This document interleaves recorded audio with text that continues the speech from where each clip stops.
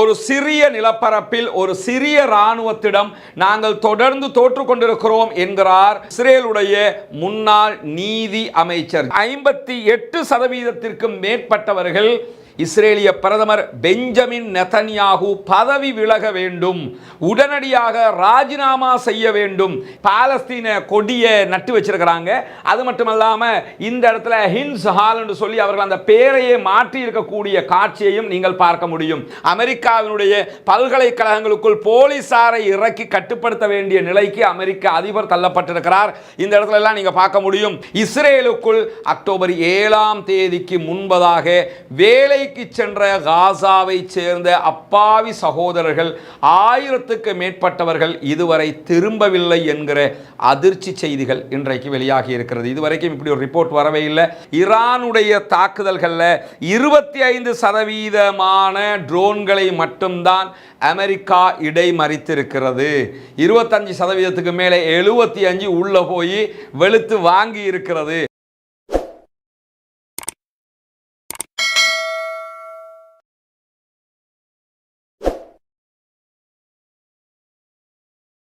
அஸ்ஸலாமு அலைக்கும் வரஹ்மத்துல்லாஹி வபரகாத்துஹு. அன்பிற்கினிய சகோதர சகோதரிகளே, தொடர்ச்சியாக காசா மற்றும் காசாவை ஒட்டிய செய்திகளை இன்றைக்கு 208 நாட்களாக நாம் பார்த்து வருகிறோம். அக்டோபர் 7ஆம் தேதி 2023 அன்று இஸ்ரேல் மீது ஹமாஸ் நடத்திய தாக்குதலை தொடர்ந்து அக்டோபர் 8ஆம் தேதி 2023 இஸ்ரேலிய ஆக்கிரமிப்பு பயங்கரவாத இராணுவம் அமெரிக்காவினுடைய துணையோடு ஆரம்பித்த பாலஸ்தீன காசா பகுதிகள் மீதான கடுமையான உக்கிர பயங்கரவாத தாக்குதல்கள் இன்றைக்கு 208 நாட்களை தாண்டி உச்சம் தொட்டு கொண்டிருக்கிறது. இந்த நிலையில் காசாவில் இதுவரைக்கும் 34,700க்கும் மேற்பட்டவர்கள் கொல்லப்பட்டிருக்கிற ஷஹீதாக்கப்பட்டிருக்கிற நிலையில் 80,000க்கு நெருக்கமானவர்கள் இதுவரைக்கும் நிரந்தர ஊனமுற்றவர்களாக மாறி இருக்கிறார்கள். காசாவில் மேற்கொள்ளப்பட்டிருக்கக்கூடிய அழிவுகளை பொறுத்தவரையில் அந்த அழிவுகளால் ஏற்பட்டிருக்கக்கூடிய கட்டிட குப்பைகளை அகற்றுவதற்கு சுமார் 14 ஆண்டுகள் தேவைப்படலாம் என்கிறது ஐநாவினுடைய அறிக்கை. இப்படி மொத்தமாக அளிக்கப்பட்டிருக்கக்கூடிய காசாவில் இதுவரைக்கும் ஹமாஸை அழிக்க முடியாமல் திணறிக் கொண்டிருக்கிறது இஸ்ரேலிய பயங்கரவாத ஆக்கிரமிப்பு இராணுவம். ஹமாஸை பொறுத்தவரை நமக்கெல்லாம் தெரியும். ஹமாஸ் என்கிற பாலஸ்தீனத்தினுடைய அரசாங்கத்திற்கு கீழால் இருக்கக்கூடிய பாலஸ்தீன சுதந்திர போராளிகள் குழுவான பாலஸ்தீன இராணுவம், அந்த இராணுவத்திலே மொத்தமாக 40,000க்கு மேற்பட்டவர்கள் இருப்பதாக நம்பப்படுகிறது. ஆனால் அதைவிட அதிகமானவர்கள் இருக்கலாம் என்று பல புள்ளி விவரங்கள் தொடர்ச்சியாக சொல்லிக் கொண்டும் இருக்கிறது. ஆனால் இதுவரைக்கும் தங்களுடைய சுதந்திர வீரர்கள் தங்களுடைய இராணுவத்தில் எத்தனை பேர் இருக்கிறார்கள் என்பதை ஹமாஸ் உத்தியோகபூர்வமாக எந்த இடத்திலும் அறிவித்தது இல்லை. இதே நேரத்தில் ஹமாஸினுடைய கஸ்ஸாம் பிரிகேடை தாண்டி பாலஸ்தீனத்திற்குள் கிட்டத்தட்ட 14 குழுக்கள் மேலும் தனித்தனியாக இயங்கிக் கொண்டிருக்கிறார்கள். அதிலே ஹமாஸுக்கு அடுத்ததாக இருக்கக்கூடிய மிக பலம் வாய்ந்த குழுவாக இருப்பவர்கள் தான் இஸ்லாமிக் ஜிஹாட் மூவ்மெண்ட் என்கிற அமைப்பினுடைய அல் குதுஸ் படையணி. அந்த படையணியில் ஹமாஸுக்கு அடுத்ததாக அதிக உறுப்பினர்கள் இருப்பதாக சொல்லப்படுகிறது. எது எப்படி போனாலும் உலகத்திலேயே ரொம்ப பாதுகாப்பான மிகவும் கவனமாக உருவாக்கப்பட்டிருக்கக்கூடிய அழிக்க முடியாமல் இஸ்ரேலிய ஆக்கிரமிப்பு பயங்கரவாத இராணுவமே தடுமாறக்கூடிய பல பங்கர்களை கொண்டிருக்கக்கூடிய ஒரே படைப்பிரிவாக ஹமாஸ் இருக்கிறார்கள் என்பதுதான் இங்கு இருக்கக்கூடிய முக்கியமான விவகாரமாக இருக்கிறது. சுமார் 2000 வலைப்பின்னல்களை கொண்ட ஒரு மாபெரும் சாம்ராஜ்யமாகவே ஹமாஸினுடைய பங்கர்கள் அமைய பெற்றிருக்கிறது என்பதுதான் இஸ்ரேலுடைய போரினால் இஸ்ரேலால் வெல்ல முடியாமல் இருப்பதற்கான காரணமாகவும் இருக்கிறது. இந்த நிலையில் ஒரு சிறிய நிலப்பரப்பில் ஒரு சிறிய இராணுவத்திடம் நாங்கள் தொடர்ந்து தோற்று கொண்டிருக்கிறோம் என்கிறார் இஸ்ரேலுடைய முன்னாள் நீதி அமைச்சர், ஜஸ்டிஸ் மினிஸ்டர். இப்படி பலவிதமான தோல்விகளையும் தொடர்ந்து சந்தித்து வரக்கூடிய இஸ்ரேலுக்குள் தற்போது பாரிய ஆர்ப்பாட்டங்களும் பாரிய போராட்டங்களும் முன்னெடுக்கப்படுகிறது. ஒருபுறம் ஆட்சி கவிழ்ப்பதற்காக எதிர்க்கட்சி கட்சிகள் ஒன்று சேர்ந்து இஸ்ரேலிய பிரதமர் பெஞ்சமின் நெதன்யாகு பதவி நீங்க வேண்டும், உடனடியாக தேர்தல்கள் நடத்தப்பட வேண்டும் என்கிற கோரிக்கைகளை முன்வைத்து பாரிய ஆர்ப்பாட்டங்கள் நடத்தப்படுகிற அதே நேரம் இஸ்ரேலுடைய தலைநகர் டெல் அவிவ் உள்ளிட்ட பகுதிகளில் இஸ்ரேலிய கொடிகளோடு லட்சக்கணக்கான மக்கள் தொடர்ந்து ஆர்ப்பாட்டம் நடத்தி வருகிறார்கள். அவர்களுடைய ஆர்ப்பாட்டத்தில் அவர்கள் முன்வைக்கக்கூடிய பாரிய கோரிக்கை என்னவென்று சொன்னால், எங்களுடைய பணைய கைதிகளை ஹமாஸிடமிருந்து இதுவரைக்கும் மீட்டெடுக்க முடியாமல் தவிக்கிற இஸ்ரேலிய பிரதமர் பெஞ்சமின் நெதன்யாகு பதவி விலக வேண்டும் என்பதுதான். இதை நீங்க பார்க்குறீங்க, இன்றைக்கு முழுவதுமாக லட்சக்கணக்கான மக்கள் ஒன்று திரண்டு இஸ்ரேலுக்கு எதிரான, இஸ்ரேலிய பிரதமருக்கு எதிரான ஆர்ப்பாட்டத்தில் இஸ்ரேலியர்களே குதித்திருக்கக்கூடிய காட்சிகள் தான் இங்கே காட்சிப்படுத்தப்பட்டு கொண்டிருக்கிறது. எந்த அளவுக்கு இது காட்சிப்படுத்தப்படுகிறது என்று சொன்னால், பல சர்வதேச ஊடகங்களிலும் இன்றைக்கு இதுதான் தலைப்புச் செய்தியாகவும் மாறியிருக்கிறது. இந்த நிலையில் இஸ்ரேலுக்குள் ஒரு முக்கியமான கணிப்பு நடத்தப்பட்டிருக்கிறது, கருத்து கணிப்பு ஏற்படுத்தப்பட்டிருக்கிறது. அந்த கருத்து கணிப்பை பொறுத்தவரையில் N12 என்கிற அமைப்பு நடத்திய பிரபலமான கருத்து கணிப்பு. ஜெருசலம் போஸ்ட் இது தொடர்பான விரிவான செய்திகளையும் வெளியிட்டிருக்கிறது. இந்த கருத்து கணிப்பிலே பெரும்பாலான இஸ்ரேலியர்கள், குறிப்பாக 58% மேற்பட்டவர்கள் இஸ்ரேலிய பிரதமர் பெஞ்சமின் நெதன்யாகு பதவி விலக வேண்டும், உடனடியாக ராஜினாமா செய்ய வேண்டும் என்று கோரிக்கை விடுத்திருக்கிறார்கள் என்கிற செய்திகள் வெளியாக இருக்கிறது. நம்ம ஏற்கனவே ஒரு வீடியோ போட்டிருக்கிறோம். சன் நியூஸ் வெளியிட்டிருக்கக்கூடிய ஒரு செய்தியினுடைய விளக்கம் என்ன என்பதை, அதாவது இஸ்ரேலிய பிரதமர் பெஞ்சமின் நெதன்யாகு ராஜினாமா செய்ததாக சன் நியூஸ் வெளியிட்டிருந்தது. அந்த தகவல் தவறானது. இஸ்ரேலுக்குள் பாரிய ஆர்ப்பாட்டங்கள் நடத்தப்படுகிறது. அதனால் இஸ்ரேலே ஸ்தம்பித்து போகிற அளவு நாட்டின் நிலைமை மாறி இருக்கிறது என்பதிலெல்லாம் மாற்று கருத்தில்லை. ஆனால் பிரதமர் இதுவரைக்கும் ராஜினாமா செய்யவில்லை. N12 அமைப்பினுடைய கருத்து கணிப்பு இஸ்ரேலையே ஒரு உலுக்கு உலுக்கி இருக்கிறது என்று சொல்லலாம். குறிப்பாக நெதன்யாகுவை ஆதரித்து ஆட்சிக்கு கொண்டு வந்த குழுவிற்கு மத்தியிலேயே கூட 28% இந்த கருத்து கணிப்பிலே நெதன்யாகுக்கு எதிராகவே கருத்து தெரிவித்திருக்கிறார்கள். மொத்தம் 58% நெதன்யாகு பதவி விலக வேண்டும் என்று சொல்லி இருக்கிற அதே நேரம் 48% இஸ்ரேலியர்கள் பாதுகாப்பு அமைச்சராக இருக்கிற யோ கேலண்டும் பதவி விலக வேண்டும் என்று கருத்து வெளியிட்டிருக்கிறார்கள். இஸ்ரேல் பிரதமர் மட்டுமல்ல, இஸ்ரேல் பிரதமருடைய அவருக்கு சாதகமாக இருக்கக்கூடிய பல பேரும் பதவி விலக வேண்டிய நிர்பந்தம் தற்போது உருவாகி இருக்கிறது. பாதுகாப்பு அமைச்சரும் பதவி விலக வேண்டும் என்கிற கோரிக்கை எழுந்திருக்கிறது. குறிப்பாக பெஞ்சமின் நெதன்யாகு ராஜினாமா செய்தால் நான் அந்த இடத்திற்கு வந்து விடலாம் என்றெல்லாம் கனவு காண்கிற ஒருவர் தான் இந்த கேலண்ட். இவரே தற்போது அதாவது பதவியை ராஜினாமா செய்யணும் என்கிற கோரிக்கைகள் பலத்து எழுந்திருக்கிறது என்பது மொத்தமான வார் கேபினட் மீது இஸ்ரேலிய மக்களே வெறுப்படைந்திருக்கிறார்கள் என்பதை காட்டியிருக்கிறது. அல்லாஹுக்கு எல்லா புகழும். அது மட்டுமல்லாமல் 50% மேற்பட்டவர்கள் IDF இஸ்ரேலி டிஃபென்ஸ் போர்சஸினுடைய தலைமை அதிகாரி தளபதியாக இருக்கக்கூடிய ஹேர்சி ஹெலவி பதவி விலக வேண்டும் என்று கருத்து வெளியிட்டிருக்கிறார்கள். 50% இந்த கருத்தை கொண்டிருக்கிறார்கள் என்பதை இந்த ஆய்வு, இந்த கருத்து கணிப்பீடு நிரூபித்திருக்கிறது. குறிப்பாக இந்த கருத்து கணிப்பீட்டை பொறுத்தவரையில் இணையதளத்தில் எடுக்கப்பட்ட ஒரு கருத்து கணிப்பீடு கிடையாதுங்கிறது நம்ம புரிஞ்சுக்கிறோம். இது வாக்களிப்பு நடத்தப்பட்டு எடுக்கப்பட்டிருக்கக்கூடிய மிக முக்கியமான ஒரு கருத்து கணிப்பாக இருக்கிறது.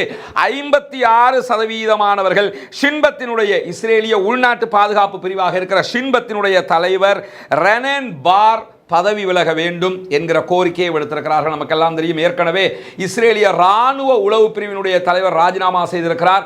இந்த நிலையில் ஷின்பத்தினுடைய தலைவரும் ராஜினாமா செய்ய வேண்டும் என்கிற கோரிக்கை இன்றைக்கு விடுக்கப்பட்டிருக்கிறது. மக்கள் கோரிக்கொண்டிருக்கிறார்கள். கருத்து கணிப்பிலே மிக தெளிவாக சொல்லியிருக்கிறார்கள். அது மட்டுமல்லாமல் 54% தேர்தலை முன்கூட்டியே நடத்த வேண்டும் என்கிற கோரிக்கைகளையும் விடுத்திருக்கிறார்கள்.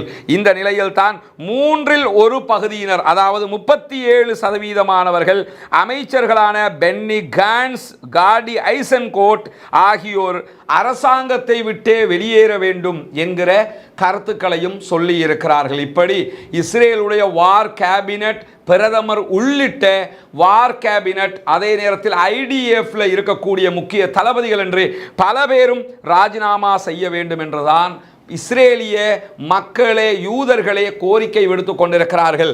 அதனுடைய ஆர்ப்பாட்ட கள காட்சிகளைத்தான் நீங்கள் பார்த்து கொண்டிருக்கிறீர்கள். லட்சக்கணக்கான மக்கள் திரண்டு தொடர்ந்து ஆர்ப்பாட்டம் நடத்தி வரக்கூடிய காட்சிகள் பதிவு செய்யப்பட்டு வருகிறது. இந்த செய்தியை அடிப்படையாக கொண்டுதான் சன் நியூஸும் தவறுதலான ஒரு செய்தியை பதிவு செய்திருக்கிறார்கள். பிரதமர் பதவி விலக வேண்டும் என்று சொல்லுகிற செய்தியை வைத்துக்கொண்டு பிரதமர் பதவி விலகிவிட்டார் என்றே அவர்கள் செய்தி வெளியிட்டிருக்கிறார்கள். பிரதமர் இதுவரைக்கும் பெஞ்சமின் நெதன்யாகு பதவி விலகவில்லை. ஆனால் பதவி விலகுவதற்கான வாய்ப்புகள் அதிகம் இருக்கிறது என்பதை நடக்கிற சம்பவங்களை கொண்டு நாம் புரிந்து கொள்ள முடியும். இந்த நிலையில் என்னவெல்லாம் நடக்கிறது காசாவை ஒட்டி என்கிற செய்திகளை மேலதிகமாக நாம் பார்க்க இருக்கிறோம். நமக்கெல்லாம் தெரியும், அமெரிக்காவிலே பாலஸ்தீன ஆதரவு ஆர்ப்பாட்டங்கள், ப்ரோ பாலஸ்டியன் ப்ரொடெஸ்ட் அதிகம் நடத்தப்பட்டு வருகிறது. அதிலும் குறிப்பாக அமெரிக்க பல்கலைக்கழக மாணவர்கள் இந்த ஆர்ப்பாட்டங்களில் பாரிய அளவில் பங்கெடுத்துக் கொண்டிருக்கிறார்கள். கொலம்பிய பல்கலைக்கழகமே முன்னின்று இந்த ஆர்ப்பாட்டங்களை ஏற்பாடு செய்து வருகிறது. கிட்டத்தட்ட 13 நாட்களுக்கு மேலாக இந்த ஆர்ப்பாட்டங்கள் தொடர்ந்து வருகிற நிலையில் அமெரிக்காவினுடைய அரசாங்கமே ஆட்டம் காணுகிற அளவுக்கு 40 பல்கலைக்கழகங்களை தாண்டி இந்த ஆர்ப்பாட்டங்கள் வியாபித்துக் கொண்டிருக்கிறது. இந்த நிலையில் இன்றைக்கு பல பல்கலைக்கழகங்களுக்கு உள்ளே நுழைந்திருக்கிறது. பாதுகாப்புத்துறை, போலீஸ் நுழைந்திருக்கிறது, தடியடி நடத்தி இருக்கிறது, மாணவர்களை கைது செய்திருக்கிறது. இந்த நிமிடம் வரைக்கும் 282 பேருக்கு மேல் மாணவர்கள் கைது செய்யப்பட்டிருக்கிறார்கள் என்கிற நிலையில் கொலம்பியா பல்கலைக்கழகத்தினுடைய மிக முக்கியமான பாரம்பரிய கட்டிடமாக அறியப்படுகிற ஹாமில்டன் ஹால், ஹாமில்டன் அரங்கம் தற்போதைய நிலையில் ப்ரோ பாலஸ்தீனியன் ஆர்ப்பாட்டக்கார மாணவர்களால் மொத்தமாக ஆக்கிரமிப்பு செய்யப்பட்டிருக்கிறது. அந்த அரங்கத்தினுடைய முன்வாயிலேயே பாலஸ்தீன கொடி பறக்கிற காட்சிகளை நீங்க பார்ப்பீங்க. இதுல என்ன விசேஷம் என்று சொன்னால், இந்த அரங்கத்தை கைப்பற்றி இருக்கக்கூடிய மாணவர்கள் குறிப்பாக இந்த அரங்கத்தினுடைய பெயரையே மாற்றி இருக்கிறார்கள். அதாவது இதுவரைக்கும் ஹாமில்டன் ஹால் என்றிருந்த பிரபலமான இந்த கட்டிடத்தினுடைய இடத்தை இன்றைக்கு ஹின்ஸ் ஹால் என்று சொல்லி அவர்கள் மாற்றி இருக்கிறார்கள்.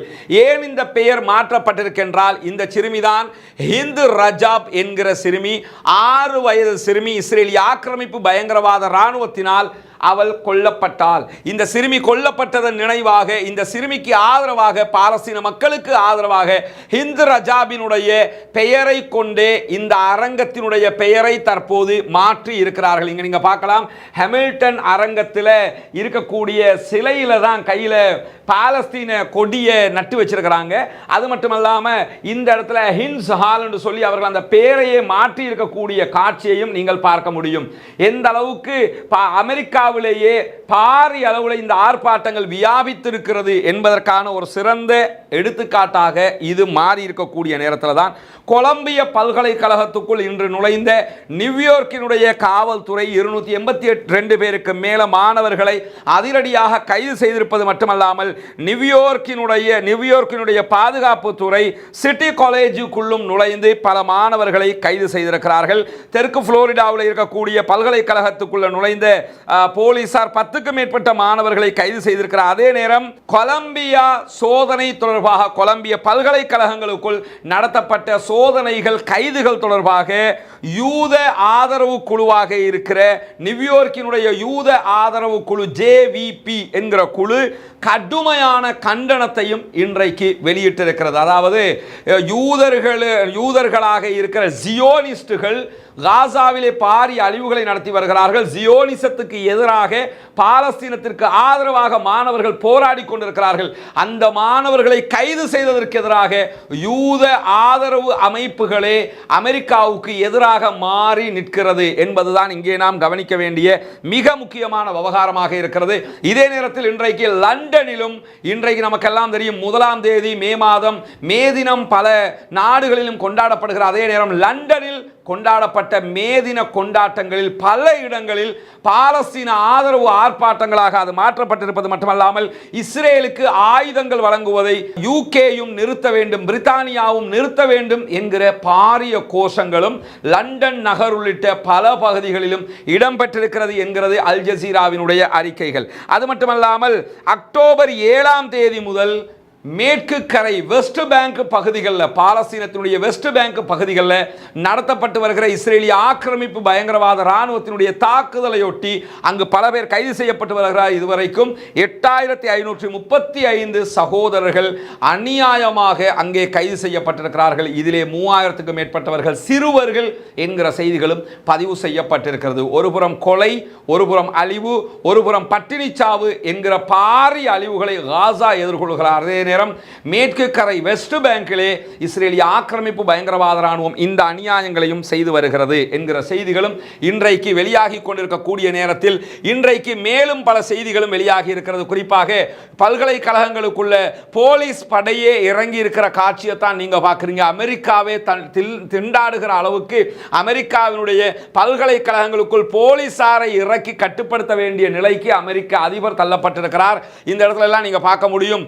அந்த கூடாரங்களை அமைத்துக் கொண்டு மாணவர்களுடைய போராட்டங்கள் தொடர்ந்து வருகிறது. இதுவெல்லாம் மாணவர்களை கட்டுப்படுத்துவதற்காக களமிறக்கப்பட்டுள்ள போலீசாருடைய காட்சிகளை நீங்க பார்க்கிறீங்க. இந்த நிலையில் தான் குவைத்தினுடைய அதிபர் அவர்கள், குவைத்தினுடைய மன்னர் இன்றைக்கு எகிப்தினுடைய ஜனாதிபதி அப்துல் ஃபத்தா சிசியை சந்திப்பதற்காக எகிப்துக்கு சென்றிருக்கிறார். ஜபார் அல் சபா அவங்க இன்றைக்கு எகிப்துக்கு பயணம் மேற்கொண்டிருக்கிறார். குவைத்தை பொறுத்தவரையில் இந்த காசா வார் தொடங்கியதிலிருந்து நீங்க பார்த்திருப்பீங்க, பெரும்பாலும் குவைத்தினுடைய சப்தமே இல்லாமல் இருக்கும். காசா விவகாரத்தில் எந்த ஒரு விஷயத்திலையும் தலையிட்ட மாதிரி அவங்க நீங்க பார்க்க முடியாது. ஆனால் முதல் தடவையாக இன்றைக்கு குவைத்தினுடைய அதிபர் எகிப்துக்கு சென்றிருக்கிறார். முதல் தடவையாக அவர் அதிபராக தேர்ந்தெடுக்கப்பட்டதற்கு பிறகே முதலாக எகிப்துக்கு இப்பதான் போயிருக்கிறார். எகிப்தை பொறுத்தவரை நமக்கு தெரியும், அவர்கள் முழுமையாக இஸ்ரேல் பக்கம் நிற்கக்கூடிய ஒரு நாடாக இருக்கிறார்கள். எகிப்துனா எகிப்து மக்கள் கிடையாது. எகிப்தினுடைய அரசாங்கம், அப்துல் ஃபத்தா சிசியினுடைய அரசாங்கம் இஸ்ரேலுக்கு ஆதரவான போங்கை கடைபிடிக்கக்கூடிய ஒரு அரசாங்கமாக இருக்கிற அதே நேரத்தில் இஸ்ரேலுக்கு நேரெதிரான போங்கை கடைபிடிக்கக்கூடிய ஒரு அரசாங்கம் தான் குவைத்தினுடைய அரசாங்கம் என்றால் அது மிகையாகாது. ஆனால் இந்த எகிப்துக்கும் குவைத்துக்கும் இடையிலான நெருக்கம் மிக முக்கியமானது. குறிப்பாக குவைத்திலே எகிப்தை சேர்ந்த 7 லட்சம் பேர் பணிகளில் ஈடுபட்டு கொண்டிருக்கிறார்கள். குவைத்திலே வேலை பார்த்து கொண்டிருக்கிறார்கள். 7 லட்சம்ங்கிறது பெரிய குவான்டிட்டியாக இருக்குது. இதே நேரத்தில் குவைத்தினுடைய மாணவர்கள் 20,000க்கும் மேற்பட்டவர்கள் எகிப்திலே கல்வி கற்று வருகிறார்கள். பிரபலமான பல்கலைக்கழகம், அஸ்ஹர் பல்கலைக்கழகம் உள்ளிட்ட பல இடங்களில் அவர்கள் கல்வி பயில்கிறார்கள் என்கிற செய்திகளும் இன்றைக்கு வெளியாகி இருக்கிற அதே நேரம் குவைத்தினுடைய அதிபர் செங்கடலிலே நடக்கிற பிரச்சனைகள் தொடர்பாக இன்றைக்கு பேச்சுவார்த்தை நடத்தி இருக்கிற அதே நேரம் காசாவினுடைய ரஃபா மீதான படையெடுப்பை இஸ்ரேல் செய்யக்கூடாது, அதை தடுப்பதற்கான ஏற்பாடுகளை நாம் செய்ய வேண்டும் என்பது பற்றியெல்லாம் பலவிதமான பேச்சுக்களையும் இன்றைக்கு எகிப்திலே நடத்தி இருக்கிறார் என்கிற செய்திகளும் இன்றைக்கு வெளியாகி இருக்கிறது.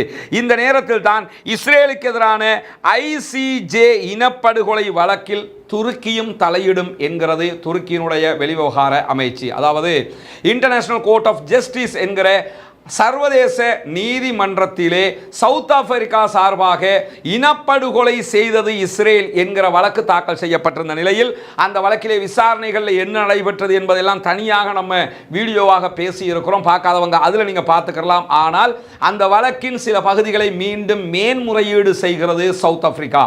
அப்படி மேன்முறையீடு செய்கிற நேரத்தில் அந்த மேன்முறையீட்டில் நாங்களும் பங்காளர்களாக மாறுகிறோம் என்கிற அறிவிப்பை இன்றைக்கு துருக்கி வெளியிட்டிருக்கிறது. இது என்ன, அதனால் அவங்க என்ன செய்ய போறாங்க என்கிற ஒரு கேள்வி இங்கே எழலாம். ஆனால் இங்கே என்ன கவனிக்கணும்னு கேட்டால், துருக்கி என்பது நேட்டோவில் இருக்கக்கூடிய மிக முக்கியமான பாரிய இராணுவத்தை கொண்ட ஒரு நாடு என்கிற காரணத்தினால ICJயில் இடம்பெறுகிற வழக்கில் நேரடியாக அவர்கள் சவுத் ஆப்பிரிக்காவினுடைய வழக்கில் தலையிடுவது என்பது, சவுத் ஆப்பிரிக்காவுக்கு ஆதரவாக பாலஸ்தீனத்திற்கு ஆதரவாக வழக்கிலே நிற்பது என்பது அமெரிக்கா உள்ளிட்ட இஸ்ரேலிய நேச நாடுகளுக்கு பாரிய பாதிப்பை உண்டாக்கும். காரணம் என்னன்னா, அவர்கள் நேட்டோவில் முக்கியமான ஒரு நாடாக இருக்கிறார்கள் என்கிற வகையில் அவர்கள் எடுத்திருக்கக்கூடிய இந்த முன்னெடுப்பு என்பது மிகவும் பாராட்டுக்கு உரியதுதான் என்பதிலே எந்த மாற்று கருத்தும் இல்லை. இதே நேரம் இஸ்ரேலுக்குள் அக்டோபர் 7ஆம் தேதிக்கு முன்பதாக வேலைக்கு சென்ற காசாவை சேர்ந்த அப்பாவி சகோதரர்கள் 1000க்கு மேற்பட்டவர்கள் இதுவரை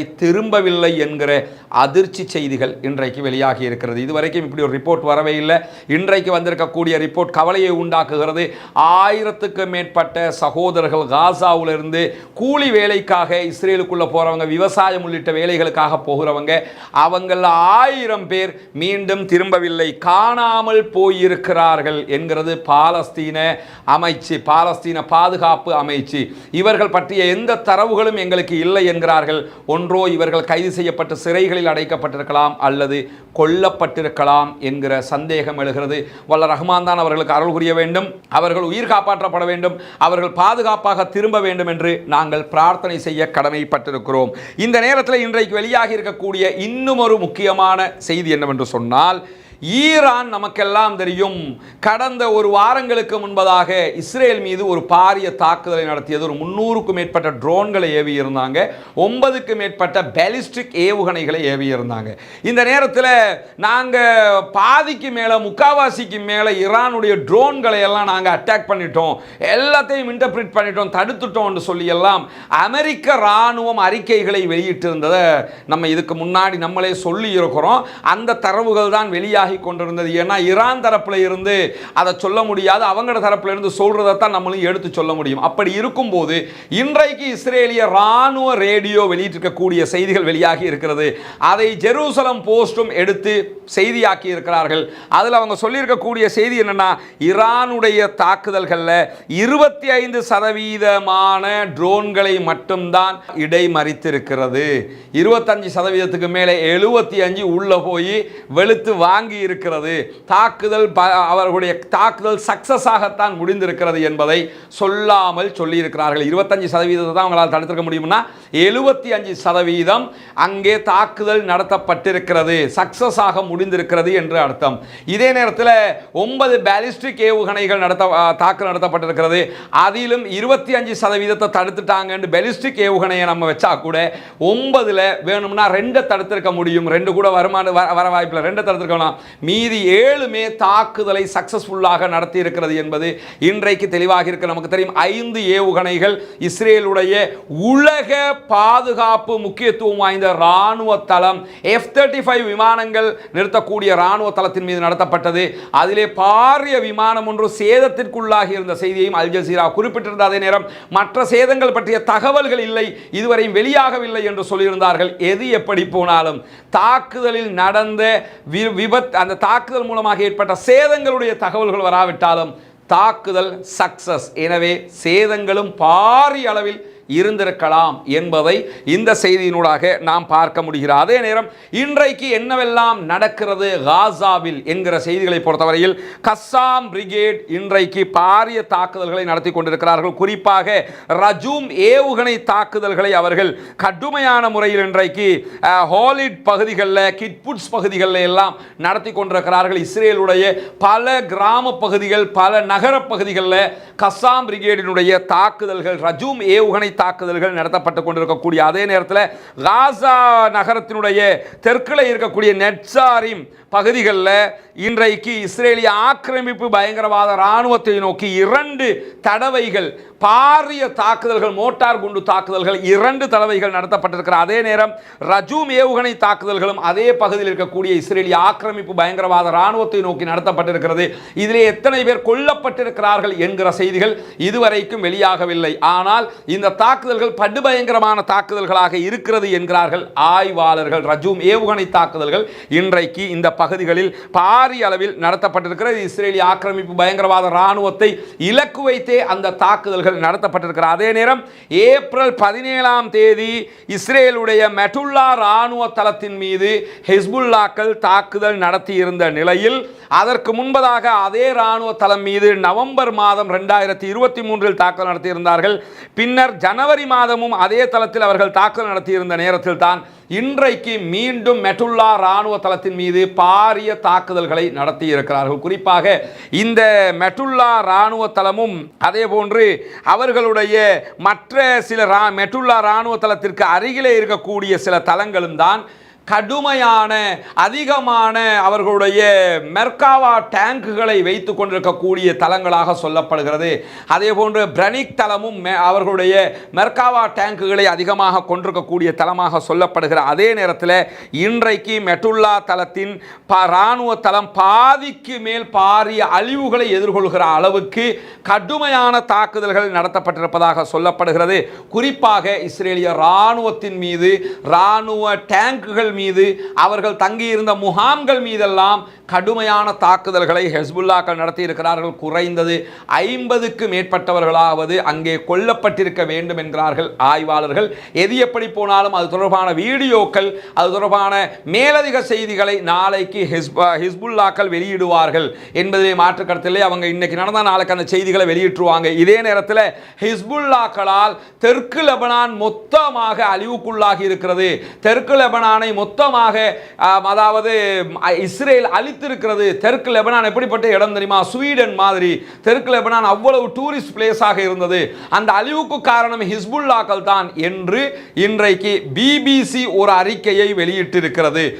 பிபிசி தமிழும் பிபிசி ஆங்கிலத்தினுடைய அந்த செய்தியை எடுத்து இன்றைக்கு ஒரு முக்கிய செய்தியாக அவர்கள் வெளியிட்டிருக்கிறார்கள். அதை நீங்கள் தமிழில் கூட பார்க்க முடியும். ஆனால் இது செய்தி இப்போ முக்கியமான பகுதி என்னன்னு கேட்டால், இது உண்மையா என்று சொன்னால் உண்மை இல்லை என்று ஹெஸ்புல்லாக்கள் மிக தெளிவாக மறுத்திருக்கிறார்கள். ஹெஸ்புல்லாக்கள் வெளியிட்டிருக்கக்கூடிய அறிக்கையில் இவர்கள் சொல்வதை போன்று தெற்கு லெபனான் மொத்தமாக காலி, தெற்கு லெபனான் காசா மாதிரி ஆகிடுச்சு என்றெல்லாம் சொல்றாங்க.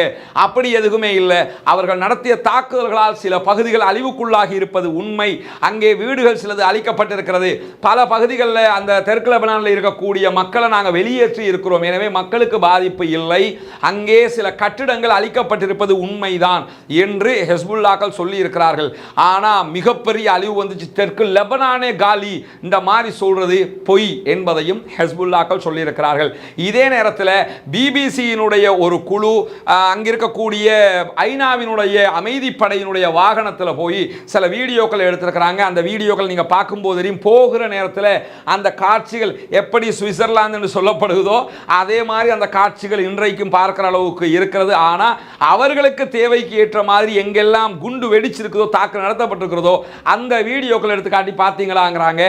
ஆனால் அவர்கள் சரியாக இந்த செய்தி சொல்லுகிற அளவுக்கு தெற்கு லெபனானே காலி என்று சொல்றதாக இருந்தால் ஒரு ட்ரோன் ஷாட்டாக எடுத்து காசா மாதிரி மொத்த நாசம் என்று காட்டியிருந்தால் உண்மையில் அது சரியாக இருக்கும் என்கிறார்கள் இந்த லெபனானுடைய வார் தொடர்பான ஆய்வாளர்கள். எனவே லெபனான் தொடர்பாக சொல்லப்படக்கூடிய இந்த செய்தி பொய் என்பதை மறுக்கிற லெபனானுடைய ஹிஸ்புல்லாக்கள் இன்றைக்கு மெட்டுல்லா தளத்தின் மீதும் பிரனிக் தளத்தின் மீதும் கடுமையான அதிபயங்கரமான தாக்குதல்களை நடத்தியிருக்கிறார்கள். 50க்கு மேற்பட்ட இஸ்ரேலிய ஆக்கிரமிப்பு இராணுவங்கள் கொல்லப்பட்டிருக்க என்று சொல்லப்படக்கூடிய அளவுக்கு இன்றைய தாக்குதல்கள் ரொம்ப முக்கியமான பலம் வாய்ந்தவையாக சொல்லப்படுகிற அதே நேரம் யமன்ல இருக்கக்கூடிய ஹூதிகளுடைய ஆளில்லாத படகு ஒன்று தாக்குதலுக்கு வந்த நேரம் அதை நாங்கள் அழித்திருக்கிறோம் என்கிறது அமெரிக்கா. இதே நேரத்தில் செங்கடல்ல அமெரிக்காவினுடைய பாலஸ்தீனத்தினுடைய துறைமுகங்களுக்கு ஆக்கிரமிக்கப்பட்ட பாலஸ்தீனத்தினுடைய அதாவது இஸ்ரேலுடைய துறைமுகங்களுக்கு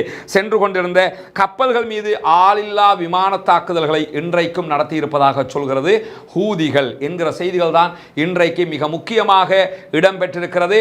அதே நேரத்தில் ஹூதிகள் கப்பல் மீது நடத்திய தாக்குதலுடைய ட்ரோன் வீடியோ காட்சிகளையும் இன்றைக்கு வெளியிட்டிருக்கிறார்கள். இந்த வீடியோவில் நம்ம பார்க்க முடியும்.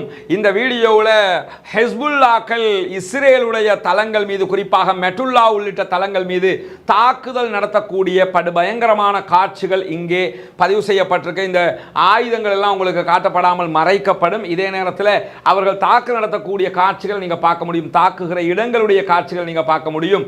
இப்படி ஒரு நீண்ட வீடியோவாக இந்த வீடியோவை அவர்கள் இன்றைக்கு வெளியிட்டிருக்கிறார்கள். நிறைய தாக்குதல்கள் நடத்தப்படுகிற காட்சிகள் இதிலே இருக்கிறது. ஆயுதங்களை நம்ம காட்ட முடியாது, நிறைய ரெஸ்ட்ரிக்ஷன் இருக்கிற காரணத்தினால. இதே நேரத்தில் அவர்களுடைய தாக்குதல் காட்சிகள் நிறையவே வெளியாகி இருக்கிறது. அதே மாதிரி நம்ம பார்த்தோம்னு சொல்லி சொன்னா, அதாவது இந்த காட்சியை பொறுத்தவரையில் ஹூதிகள் வெளியிட்டிருக்கக்கூடிய ட்ரோன் அட்டாக் காட்சி, அதாவது செங்கடல்ல கப்பல்கள் மீது ஹூதிகள் தாக்குதல் நடத்துகிற காட்சி இங்க நீங்க பார்க்கலாம். ஒரு கப்பல் பயணித்துக் கொண்டிருக்கிறது, அமெரிக்காவினுடைய கப்பல். இந்த தாக்குதல் ஏப்ரல் 29ஆம் தேதி நடத்தப்பட்ட தாக்குதல், 3 நாட்களுக்கு முன்பதாக நடத்தப்பட்ட தாக்குதலுடைய வீடியோ காட்சியை தான் வெளியிட்டிருக்கிறாங்க. இந்த கப்பல் தான் அந்த கப்பல் மீது தான் அவர்கள் இலக்கு வைத்து தாக்குதல் நடத்துகிறார்கள்.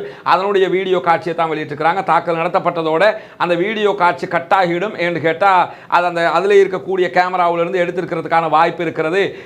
தாக்குதல் நடத்தப்பட்ட காட்சிகளை நீங்கள் பார்க்குறீங்க. இதுதான் அவர்கள் கப்பல் மீது நடத்திய தாக்குதலுடைய காட்சிகளாக அவர்கள் வெளியிட்டிருக்கிறார்கள். இது எப்படி போனாலும் பாலஸ்தீனத்திற்கு ஆதரவாக இவர்களும் தங்களுடைய தாக்குதல்களை தொடர்ந்து வருகிறார்கள்.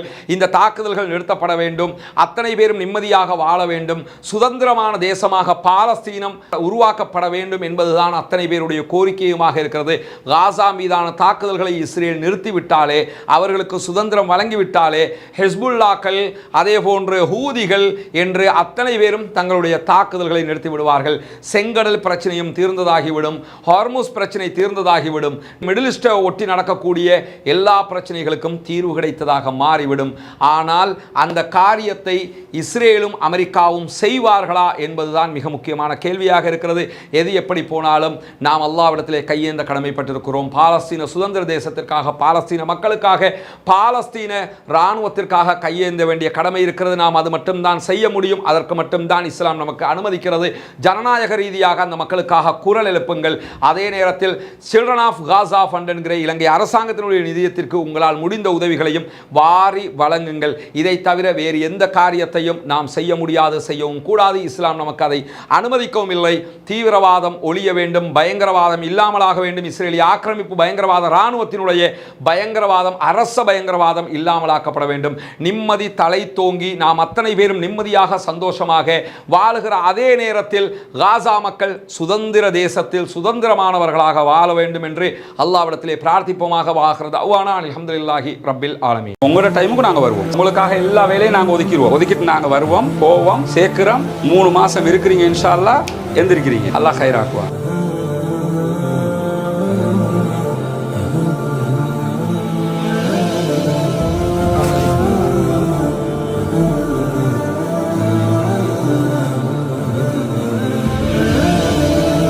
கவலையான நிகழ்வுதான் அவருக்கு இடுப்புக்கு கீழே செயல்பட முடியாமல் இருக்கிறது என்பது. கடந்த 3 வருடங்களாக அவர் அப்படித்தான் இருக்கிறார்.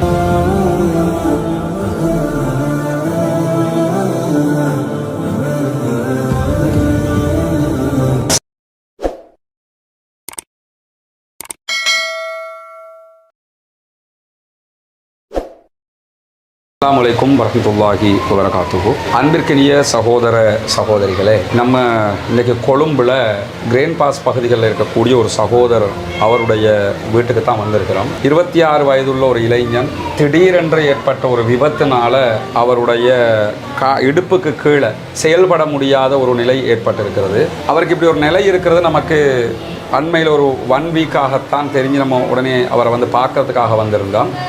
வந்து பார்த்ததில் தெரிஞ்சுக்கிட்ட ஒரு கவலையான நிகழ்வு தான் அவருக்கு இடுப்புக்கு கீழே செயல்பட முடியாமல் இருக்கிறது என்பது. கடந்த 3 வருடங்களாக அவர் அப்படித்தான் இருக்கிறார். வெட்கப்பட வேண்டிய, கவலைப்பட வேண்டிய விஷயமே என்னன்னு கேட்டால், ஒரு இளைஞன் 3 ஆண்டுகளாக இப்படி இருக்கிறார். அவருடைய அடுத்த கட்டம் என்னங்கிறத சமூகமாக நம்ம பார்க்க தவறிவிட்டோமோ என்கிற ஒரு அச்சமும் கவலையும் நமக்கு மேலிடுகிறது. ரசூலுல்லாஹி ஸல்லல்லாஹு அலைஹி வஸல்லம் அவருடைய காலத்தில் கன்னங்கள் உப்பி போய் வறுமை கோட்டுக்கு கீழால் இருக்கிற மக்கள் நபிகள் நாயகத்தை சந்திக்க வரும்போது ரசூலுல்லாஹ் கோபப்பட்டவர்களாக மேலே மிம்பரில் ஏறி நின்று மக்களுக்கு மத்தியில் இவங்களுக்கு உதவ மாட்டீர்களா என்று கோபத்தோடு கன்னங்கள் சிவந்து பேசினார்கள் என்கிற செய்தியை சஹீஹுல் புகாரியில் நம்ம பார்க்க முடிகிறது. காரணம் என்னன்னா, அல்லாஹ்வுடைய தூதர் அவர்கள் இருக்கிற காலகட்டத்தில் இப்படி ஒரு நிலை கொண்ட மக்கள் இருக்கிறார்களா என்பதுதான் அல்லாஹ்வுடைய தூதருக்கு ஏற்பட்ட மிகப்பெரிய கவலையாக அது இருந்தது. அது மாதிரி நம்ம எல்லாரும் கை கால்கள் முடியும், ஆரோக்கியமானவர்களாக ஓடி ஆடி திரிகிறவங்களாக நம்ம எல்லாம் இருக்கும்போது நம்மளை மாதிரியே திரிந்த ஒரு இளைஞர் இன்றைக்கு இந்த நிலையில் இருப்பது என்பது ஏற்றுக்கொள்ள முடியாத கவலையான ஒரு நிகழ்வு. எனவே இன்னைக்கு முதல் கட்டமாக அவருக்கு நம்ம ஒரு வீல் சேர் ஒன்றை கொண்டு வந்து அதை எப்படி அதை பயன்படுத்தணுங்கிற அந்த காரியங்களை நம்முடைய சகோதரர்கள் செஞ்சு காட்டியிருக்கு. உங்களுக்கு சாதாரணமாகவே திறந்துட்டு இந்த சீட்டு இதில் உங்களுக்கு கழிவறை டொய்லெட் அதில் இருக்குது. இதை கரெக்டாக உங்களுக்கு டாய்லெட் வசதி, சாப்பாடு அது இதுக்கெல்லாம் உங்களுக்கு போகிற வசதிக்கு போகிற வரைக்கும் நம்ம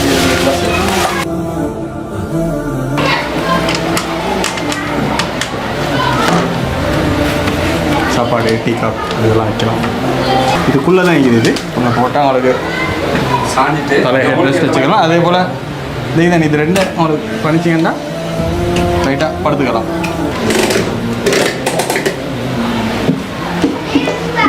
பண்ணிக்கலாம். சேஃப். வீட்டுக்குள்ளே இருக்க தேவையில்லை. அங்கிட்டெல்லாம் போய் இங்கே இருக்கிறது அங்கே இருக்கலாம். இப்போ இவ்வளோ நாள் இங்கே தானே இருக்கிறீங்க, அங்கிட்டு இருக்கலாம். சும்மா போகிற நேரத்தில் இது இப்படி திருப்பிடலாம். இந்த சாயிற நேரத்தில் ரெஸ்ட்டில் இருக்கிற நேரத்தில் இந்த சைடில் ஒர்க் பண்ணிவிட்டா சரி. சாயக்காலம் பின்னுக்கால போயிருவோம் விழுந்துருவாரு. இதை சாய்க்கப்பில் இப்படி இருந்தால் புள்ள மாட்டாங்க.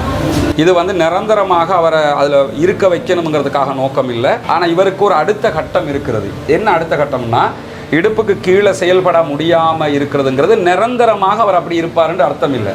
அதுக்கு மருத்துவம் இருக்கிறது. மருத்துவம் செய்ய முடியாத ஒரு நிர்பந்தத்தில் பொருளாதார வசதியின்மையால் தான் அவர் அப்படி இருக்கிறாரு. கொரோன பகுதிகளில் மருத்துவமனை இருக்கிறது, ஃபிசியோதெரபி செய்ய வேண்டி இருக்கிறது. அப்போ அதை ஒரு 3 மாதங்கள் அங்கே தங்கி நின்று அவர் அந்த ட்ரீட்மெண்ட்டை எடுக்கணும். ஏற்கனவே மருந்து எடுக்க போயிருக்கிறாங்க அவங்களோட ஃபேமிலியால். போனால் ஒரு நாளைக்கு இலங்கை ரூபாய்கள் 8000 அதற்கு செலவழிக்கிறது. அங்கே இருக்கக்கூடிய மக்களுடைய அங்கே இருக்க ஏற்கனவே பல நோயாளிகள் இருக்கிறாங்க, அவங்க இம்ப்ரூவ் ஆகிறதையும் அவர் பார்த்துருக்கிறார். அவருக்கு ஒரு நம்பிக்கை இருக்கிறது. இன்ஷா அல்லாஹ் அங்கே போய் அந்த ட்ரீட்மெண்ட்டை செஞ்சால் எழுப்பி நிறுத்திடுவோம்ங்கிறாங்க மருத்துவர்கள். உங்களை எழுப்பி நிறுத்த முடியும். அதுக்கு பிறகு அவர் செல்ஃப் கான்ஃபிடென்ட்டில் அவர் ட்ரைனிங்கள் எடுத்து அடுத்த கட்டம் அவருடைய அந்த நடக்கிறதுக்குரிய ஏற்பாடுகளை அவர் செய்து கொள்ள முடியும் என்கிற நம்பிக்கையோடு அவர் இருக்கிறார். எனவே இதற்காக ஒரு நாளைக்கு 8000 ரூபா வீதம் 3 மாதங்கள் கிட்டத்தட்ட 90 நாட்கள் அவர் மருத்துவமனையில் கழிக்க வேண்டியிருக்கிறது. அவர் அங்கே நின்று அந்த ட்ரீட்மெண்ட் எடுக்கிறதுக்காக ஒரு 7,20,000 ரூபா செலவீனம் இருக்கிறது. அந்த செலவை நம்ம சமூகத்தினால் ஈடுகட்ட முடியுமாக இருந்தால் கண்டிப்பாக அந்த சகோதரர் நம்மை போன்று எலும்பி நின்று நாளை இப்படி பாதிக்கப்படுகிற ஒரு சகோதரருக்காக அவர் நின்று அந்த காரியங்களை செஞ்சு அடுத்த கட்டம் அவரை எழுப்பி நிப்பாட்டுகிற வேலைகளை செய்வதற்கு அல்லாஹ் தஆலா அந்த வாய்ப்பை அவருக்கு கொடுக்க வேண்டும். அப்படியான ஒரு காரியத்திற்கு முடியுமான சகோதரர்கள் அவருடைய வங்கி கணக்கு இலக்கத்தையே நம்ம உங்களுக்கு தர தயாராக இருக்கிறோம். நேரடியாக உங்களால் முடிஞ்ச உதவிகள் அவருக்கு பண்ண முடியுமாக இருந்தால் வெறும் 3 மாதங்கள் அவர் அவசரமாக எழும்பி நிற்க முடியும். இன்ஷா அல்லாஹ் முயற்சி பண்ணோம்னா ஹஜ்ஜி முடிய அவர் எந்திரிச்சிடலாம். அந்த அளவுக்கு உண்டான ஒரு காரியமாக இருக்கிறது. குறைந்தது நெக்ஸ்ட் வீக் அடுத்த வாரமாவது அவர் மருத்துவமனையில் அனுமதிக்கப்படுவதற்குரிய ஏற்பாடுகளை செய்யலாம் என்கிற ஒரு முயற்சியாகத்தான் இதை நம்ம எடுத்திருக்கிறோம். எனவே ஒரு மனிதன் பாதிக்கப்பட்டாலும் ஒரு சமூகம் பாதிக்கப்பட்டாலும் அவர்களுக்குரிய நிரந்தர தீர்வுகளை வழங்குவதற்குத்தான் நாம் முயற்சி பண்ண வேண்டும் என்கிற அடிப்படையில் 3 ஆண்டுகளாக ஒரு இளைஞராக பெட்டில் இருக்கிறார். அது இல்லாமல் இன்ஷா அல்லாஹ் அவர் எந்திரிச்சு நிற்க முடியும். எல்லாத்துக்கும் மேலே அவருடைய இன்னொரு செய்தி, நான் அன்றைக்கி வந்த நேரத்தில் அவர் சொன்ன ஒரு முக்கியமான செய்தி தான், அவருக்கு ஒரு வீட்டில் ஒர்க் ஃப்ரம் ஹோம் அவருக்கு பண்ண முடியும். அவர் ஏதோ ஒரு தொழிலை அவருக்கு ஒரு மடிக்கணினியாவது இருக்கும் என்று சொன்னால் அவர் உட்கார்ந்த இடத்துல இருந்தே கூட எனக்கு பண்ணலாம். அவ்வளவுக்கு தன்னம்பிக்கையோடு இருக்கக்கூடிய ஒரு சகோதரர். அவருடைய இந்த நிலை விரைவில் சீராக வேண்டும், அவர் சீக்கிரமாக ஆரோக்கியம் அடைய வேண்டும் என்று அல்லாஹ்விடத்தில் பிரார்த்திக்கிற அதே நேரம் முடியுமான சகோதரர்கள் நம்மை தொடர்பு கொள்ளுங்கள். அவருடைய வங்கி கணக்கிலக்கத்திற்கே நீங்கள் அவருக்கான உதவிகளை செய்ய முடியும். விரைவில் அவர் குணம் பெற அனைவரும் கண்டிப்பாக பிரார்த்தனை செய்யுங்கள் என்கிற கோரிக்கைகளோடு பாலஸ்தீனம் சுதந்திரம் அடைய வேண்டும், பாலஸ்தீனம் வெற்றி பெற வேண்டும் என்பதற்கும் நீங்கள் பிரார்த்தனை செய்ய தவறிவிடாதீர்கள் என்கிற கோரிக்கையோடு முடித்துக் கொள்கிறேன். வாஹ்ரு தஅவானா அல்ஹம்துலில்லாஹி ரப்பில் ஆலமீன்.